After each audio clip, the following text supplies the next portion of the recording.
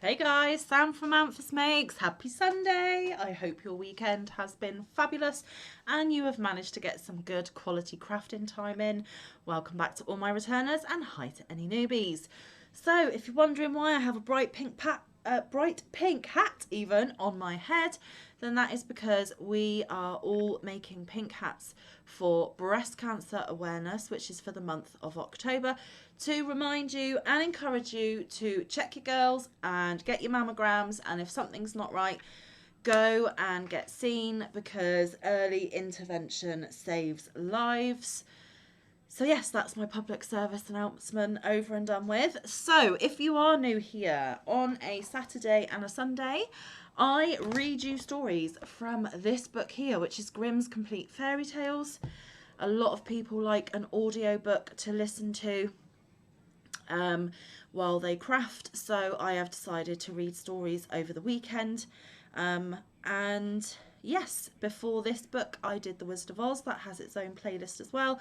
But if audiobooks are not your thing, that is absolutely fine. Feel free to click off and have a look at all the other playlists I've got on my channel because there is plenty of yarn content and plenty of crochet content too.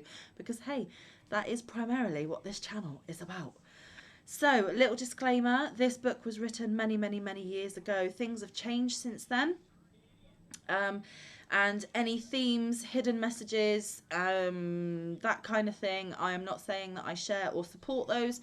I'm literally just reading you the words off the page. So, shall we jump straight into it? Excuse me, I had a drink before I came on.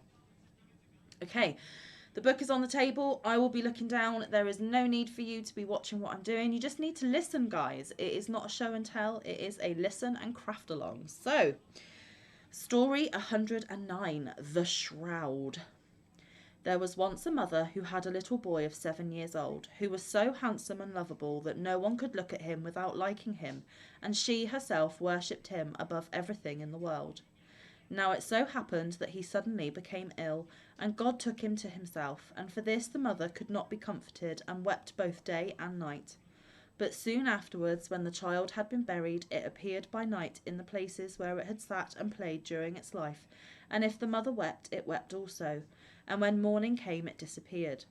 As, however, the mother would not stop crying, it came one night in the little white shroud in which it had been laid in its coffin, and with its wreath of flowers round its head, and stood on the bed at her feet, and said, "O mother, do stop crying, or I shall never fall asleep in my coffin, for my shroud will not dry because of all your tears which fall upon it." The mother was afraid when she heard that, and wept no more. The next night the child came again, and held a little light in its hand, and said, "Look, mother, my shroud is nearly dry, and I can rest in my grave." Then the mother gave her sorrow into God's keeping, and bore it quietly and patiently, and the child came no more, but slept in its little bed beneath the earth. Okay, story 110, The Dew Among Thorns. There was once a rich man who had a servant who served him diligently and honestly. He was every morning the first out of bed and the last to go to rest at night, and whenever there was a difficult job to be done which nobody cared to undertake, he was always the first to set himself to it. Moreover, he never complained, but was contented with everything and always merry. When a year was ended, his master gave him no wages, for he said to himself, "That is the cleverest way, for I shall save something, and he will not go away, but stay quietly in my service." The servant said nothing, but did his work the second year as he had done it the first. And when at the end of this likewise he received no wages, he made himself happy and still stayed on. When the third year also was past, the master considered, put his hand in his pocket, but pulled nothing out. Then at last the servant said, "Master, for 3 years I have served you honestly. Be so good as to give me what I ought to have, for I wish to leave and look about me a little more in the world." "Yes, my good fellow," answered the old miser, "you have served me industriously, and therefore you shall be cheerfully rewarded." And he put his hand into his pocket, but counted out only 3 farthings, saying, "There, you have a farthing for each year. That is large and liberal pay, such as you would have received from few masters." The honest servant, who understood little about money, put his fortune into his pocket and thought, now that I have my purse full, why need I trouble and plague myself any longer with hard work?" So on he went, up hill and down dale, and sang and jumped to his heart's content. Now it came to pass that as he was going by a thicket, a little man stepped out and called to him, Where away, merry brother? I see you do not carry many cares. Why should I be sad? Answered the servant. I have enough. 3 years' wages are jingling in my pocket. How much is your treasure? The dwarf asked him. How much? 3 farthings sterling, all told. Look here, said the dwarf, I am a poor needy man. Give me your 3 farthings. I can work no longer, but you are young and can easily earn your bread. And as the servant had a good heart and felt pity for the old man, he gave him the 3 farthings, saying, Take them in the name of heaven, I shall not be any the worse for it. Then the little man said, As I see you have a good heart, I grant you 3 wishes, 1 for each farthing. They shall all be fulfilled. Aha, said the servant, you are one of those who can work wonders. Well then, if it is to be so, I wish first for a gun which shall hit everything that I aim at. Secondly, for a fiddle which when I play on it shall compel all who hear it to dance. Thirdly, that if I ask a favour of anyone, he shall not be able to refuse it. All that you shall have, said the dwarf, and put his hand into the bush, and only think there lay a fiddle and gun all ready, just as if they had been ordered. These he gave to the servant, and then said to him, Whatever you may ask at any time, no man in the world shall be able to deny you. Heart alive, what can one desire more? Said the servant to himself, and went merrily onwards. Soon afterwards he met a Jew with a long goatee, who was standing listening to the song of a bird which was sitting up at the top of a tree. Good heavens, he was exclaiming, that such a small creature should have such a fearfully loud voice, if it were but mine. Excuse me. If only someone would sprinkle some salt upon its tail.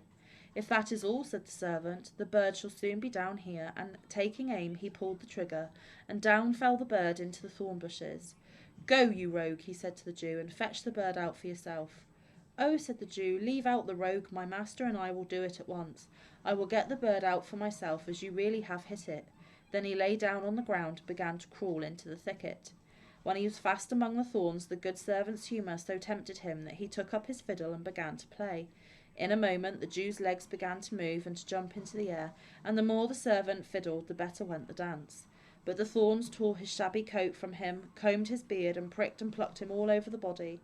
Oh dear, cried the Jew, what do I want with your fiddling? Leave the fiddle alone, master, I do not want to dance. But the servant did not listen to him, and thought, You have fleeced people often enough. Now the thorn bushes shall do the same to you. And he began to play over again, so that the Jew had to jump higher than ever, and scraps of his coat were left hanging on the thorns. Oh, woe is me, cried the Jew, I will give the gentleman whatever he asks, if only he leaves off fiddling, a purse full of gold. If you are so liberal, said the servant, I will stop my music, but this I must say to your credit, that you dance to it so well that it is quite an art. And having taken the purse, he went his way. The Jew stood still and watched the servant quietly until he was far off and out of sight, and then he screamed out with all his might, You miserable musician, you beer hall fiddler, wait till I catch you alone. I will hunt you till the soles of your shoes fall off, you ragamuffin. Just put 5 farthings in your mouth, and then you may be worth 3 halfpence, and went on abusing him as fast as he could speak. As soon as he had refreshed himself a little in this way and got his breath again, he ran into the town to the justice. My lord judge, he said, I have come to make a complaint. See how a rascal has robbed and ill-treated me on the public highway. A stone on the ground might pity me, my clothes all torn, my body pricked and scratched, my little all gone with my purse. Good ducats, each piece better than the last. For God's sake, let the man be thrown into prison. Was it a soldier, said the judge, who cut you thus with his sabre? Nothing of the sort, said the Jew. It was no sword that he had, but a gun hanging at his back and a fiddle at his neck. The wretch may easily be known. So the judge sent his people out after the man, and they found the good servant, who had been going quite slowly along, and they found too the purse with the money upon him. As soon as he was taken before the judge, he said, I did not touch the Jew, nor take his money. He gave it to me of his own free will, that I might leave off fiddling, because he could not bear my music. Heaven defend us, cried the Jew, his lies are as thick as flies upon the wall. But the judge also did not believe his tale, and said, This is a bad defence, no Jew would do that. And because he had committed robbery on the public highway, he sentenced the good servant to be hanged. As he was being led away, the Jew again screamed after him, You vagabond, you dog of a fiddler, now you are going to receive your well-earned reward. The servant walked quietly with the hangman up the ladder, but upon the last step he turned round and said to the judge, Grant me just one request before I die. Yes, if you do not ask your life, said the judge. I do not ask for life, answered the servant, but as a last favour let me play once more upon my fiddle. The Jew raised a great cry of murder, murder, for goodness' sake do not allow it, do not allow it. But the judge said, why should I not let him have this short pleasure? It has been granted to him and he shall have it. However, he could not have refused on account of the gift which had been bestowed upon the servant. Then the Jew cried, oh, woe is me, tie me fast, while the good servant took his fiddle from his neck and made ready. As he gave the first scrape of the bow, they all began to quiver and shake, the judge, his clerk, and the hangman and his men, and the cord fell out of the hand of the one who was going to tie the Jew fast. At the second scrape, all raised their legs, and the hangman let go his hold of the good servant, and made himself ready to dance. At the third scrape, they all leaped up and began to dance, the judge and the Jew being the best at jumping. Soon all who had gathered in the marketplace out of curiosity were dancing with them, old and young, fat and lean, one with another. The dogs likewise, who had run there, got up on their hind legs and capered about, and the longer he played, the higher sprang the dancers, so that they knocked against each other's heads and began to shriek terribly. At length the judge cried, quite out of breath, I will give you your life if you will only stop fiddling. The good servant thereupon had compassion, took his fiddle and hung it around his neck again, and stepped down the ladder. Then he went up to the Jew, who was lying upon the ground panting for breath, and said, you rascal, now confess whence you got the money, or I will take my fiddle and begin to play again. I stole it, cried he, but you have honestly earned it. So the judge had the Jew taken to the gallows and hanged as a thief. I don't like the themes of that story, so apologies if that was a little offensive. But like I said, I am just reading the words from the pages. So, okay, one more story, folks, and then I've got to hop off because it will soon be my dinner time. So, story 111, The Skillful Hunter. There was once a young fellow who had learned the trade of locksmith and told his father he would now go out into the world and seek his fortune. Very well, said the father, I am quite content with that, and gave him some money for his journey. So he travelled about and looked for work. After a time he resolved not to follow the trade of locksmith any more, for he no longer liked it, but he took a fancy for hunting. Then he met in his rambles a hunter dressed in green, who asked from whence he came and where he was going. The youth said that he was a locksmith's apprentice, but that the trade no longer pleased him, and he had a liking for hunting. Would he teach it to him? Oh yes, said the hunter, if you will go with me. Then the young fellow went with him, bound himself to him for some years, and learned the art of hunting. After this he wished to try his luck elsewhere, and the hunter gave him nothing in the way of payment but an air gun, which had, however, this property, that it hit its mark without fail whenever he shot with it. Then he set out and found himself in a very large forest, which he could not get to the end of in one day. When evening came, he seated himself in a high tree in order to escape from the wild beasts. Towards midnight it seemed to him as if a tiny little light glimmered in the distance. Then he looked down through the branches towards it, and kept well in his mind where it was. But in the first place he took off his hat and threw it down in the direction of the light, so that he might go to the hat as a mark when he had descended. Then he got down and went to his hat, put it on again, and went straight forwards. The further he went, the larger the light grew, and when he got close to it, he saw that it was an enormous fire, and that 3 giants were sitting by it, who had an ox on the spit and were roasting it. Presently one of them said, I must just taste if the meat will soon be fit to eat, and pulled a piece off, and was about to put it in his mouth, when the hunter shot it out of his hand. Well, really, said the giant, if the wind has not blown the bit out of my hand, and helped himself to another. But when he was just about to bite into it, the hunter again shot it away from him. At this the giant gave the one who was sitting next to him a box on the ear, and cried angrily, Why are you snatching my piece away from me? I have not snatched it away, said the other. A sharpshooter must have shot it away from you. The giant took another piece, but could not, however, keep it in his hand, for the hunter shot it out. Then the giant said, That must be a good shot to shoot the bit out of one's very mouth, one that would be useful to us. And he cried aloud, Come here, you sharpshooter, seat yourself at the fire beside us and eat your fill. We will not hurt you, but if you will not come, and we have to bring you by force, you are a lost man.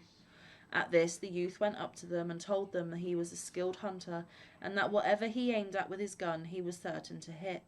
Then they said if he would go with them he should be well treated, and they told him that outside the forest there was a great lake, behind which stood a tower, and in the tower was imprisoned a lovely princess whom they wished very much to carry off. Yes, said he, I will soon get her for you. Then they added, but there is still something else. There is a tiny little dog which begins to bark when anyone goes near, and as soon as it barks, everyone in the royal palace wakes up, and for this reason we cannot get there. Can you undertake to shoot it dead? Yes, said he, that will be a little bit of fun for me. After this he got into a boat and rowed over the lake, and as soon as he had landed, the little dog came running out and was about to bark, but the hunter took his air gun and shot it dead. When the giants saw that, they rejoiced and thought they already had the king's daughter safe, but the hunter wished first to see how matters stood and told them that they must stay outside until he called them. Then he went into the castle, and all was perfectly quiet within, and everyone was asleep.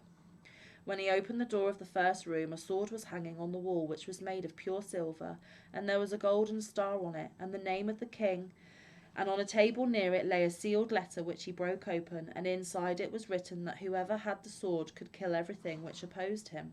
So he took the sword from the wall, hung it at his side, and went onwards. Then he entered the room where the king's daughter was lying sleeping, and she was so beautiful that he stood still and, holding his breath, looked at her. He thought to himself, how can I give an innocent maiden into the power of the wild giants, who have evil in their minds? He looked about further, and under the bed stood a pair of slippers. On the right one was her father's name with a star, and on the left her own name with a star.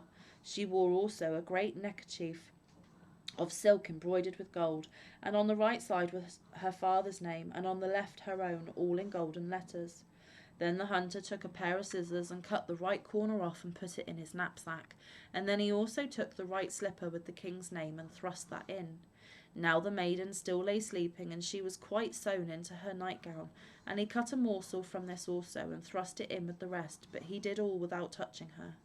Then he went forth and left her lying asleep undisturbed, and when he came to the gate again, the giants were still standing outside waiting for him, and expecting that he was bringing the princess. But he cried to them that they were to come in, for the maiden was already in their power, that he could not open the gate for them, but there was a hole through which they must creep. Then the first approached, and the hunter wound the giant's hair round his hand, pulled the head in and cut it off at one stroke with his sword, and then drew the rest of him in. He called to the second and cut his head off likewise, and then he killed the third also, and he was well pleased that he had freed the beautiful maiden from her enemies, and he cut out their tongues and put them in his knapsack. Then, thought he, I will go home to my father, and let him see what I have already done, and afterwards I will travel about the world. The luck which God is pleased to grant me will easily find me. But when the king in the castle awoke, he saw the three giants lying there dead. So he went into the bedroom of his daughter, awoke her, and asked who could have killed the giants. Then said she, Dear father, I know not, I have been asleep. But when she arose and would have put on her slippers, the right one was gone. And when she looked at her neckerchief, it was cut, and the right corner was missing. And when she looked at her nightgown, a piece was cut out of it. The king summoned his whole court together, soldiers and everyone else who was there, and asked who had set his daughter at liberty and killed the giants. Now it happened that he had a captain who was one-eyed and a hideous man, and he said that he had done it. Then the old king said that as he had accomplished this, he should marry his daughter. But the maiden said, Rather than marry him, dear father, I will go away into the world as far as my legs can carry me. But the king said that if she would not marry him, she would take off her royal garments and wear peasant's clothing and go forth, and that she should go to a potter and begin a trade in earthen vessels. So she put off her royal apparel and went to a potter and borrowed crockery enough for a stall, and she promised him also that if she had sold it by the evening, she would pay for it. Then the king said she was to seat herself in a corner with it and sell it, and he arranged with some peasants to drive over it with their carts so that everything should be broken into 1,000 pieces. When therefore the king's daughter had placed her stall in the street, the carts came by and broke all she had into tiny fragments. She began to weep and said, Alas, how shall I ever pay for the pots now? The king had, however, wished by this to force her to marry the captain, but instead of that she again went to the potter and asked him if he would lend to her once more. He said no, she must first pay for the things she already had. Then she went to her father and cried and lamented, and said she would go forth into the world. Then said he, I will have a little hut built for you in the forest outside, and in it you shall stay all your life long and cook for everyone, but you shall take no money for it. When the hut was ready, a sign was hung on the door on which was written, Today given, tomorrow sold. There she remained a long time, and it was rumoured about the world that a maiden was there who cooked without asking for payment, and that this was set forth on a sign outside her door. The hunter heard it likewise, and thought to himself, "That would suit you. You are poor and have no money." So he took his air gun and his knapsack, wherein all the things which he had formerly carried away with him from the castle as tokens of his truthfulness were still lying, and went into the forest and found the hut with the sign, excuse me, "Today given, tomorrow sold." He had put on the sword with which he had cut off the heads of the 3 giants, and thus entered the hut, and ordered something to eat to be given to him. He was charmed with the beautiful maiden, who was indeed as lovely as any picture. She asked him whence he came from and where he was going, and he said, "I am roaming about the world." Then she asked him where he had got the sword, for her father's name was on it. He asked her if she were the king's daughter. "Yes," she answered. "With this sword," said he, "did I cut off the heads of 3 giants," and he took their tongues out of his knapsack in proof. Then he also showed her the slipper, and the corner of the neckerchief, and the bit of the nightgown. Hereupon she was overjoyed, and said that he was the one who had delivered her. At this they went together to the old king, and fetched him to the hut, and she led him into a room, and told him that the hunter was the man who had really set her free from the giants. And when the aged king saw all the proofs of this, he could no longer doubt, and said that he was very glad he knew how everything had happened, and that the hunter should have her to wed, on which the maiden was glad at heart. Then she dressed the hunter as if he were a foreign lord, and the king ordered a feast to be prepared. When they went to table, the captain sat on the left side of the king's daughter, but the hunter was on the right, and the captain thought he was a foreign lord who had come on a visit. When they had eaten and drunk, the old king said to the captain that he would set before him something which he must guess. Supposing anyone said that he had killed the 3 giants, and he were asked where the giants' tongues were, and he were forced to go and look, and there were none in their heads, how could that happen? The captain said, "Then they cannot have had any." "Not so," said the king, "every animal has a tongue." And then he likewise asked what anyone would deserve who made such an answer. The captain replied he ought to be torn in pieces. Then the king said he had pronounced his own sentence, and the captain was put in prison and then torn in 4 pieces, but the king's daughter was married to the hunter. After this he brought his father and mother, and they lived with their son in happiness, and after the death of the old king he received the kingdom. There we go, guys. I am leaving that there for this weekend. Stories will return next week as long as everything goes to plan. I hope you enjoyed listening to me today, and I hope you managed to get some work done on your projects. I hope the rest of your Sunday goes very, very well. Excuse me, I have a frog in my throat today. I hope the rest of your weekend is so joy-filled and wonderful, and that the week ahead is one that you enjoy immensely. I will, of course, be back tomorrow with my Magazine Monday, and there will be some more enjoyable content for the week ahead. So stay tuned, folks. Until I see you again, stay safe, be kind, look after one another, get some good quality time in with your loved ones, and get some good quality crafting time. I will see you in the next one or around the YouTube streets. Bye, guys. Love you.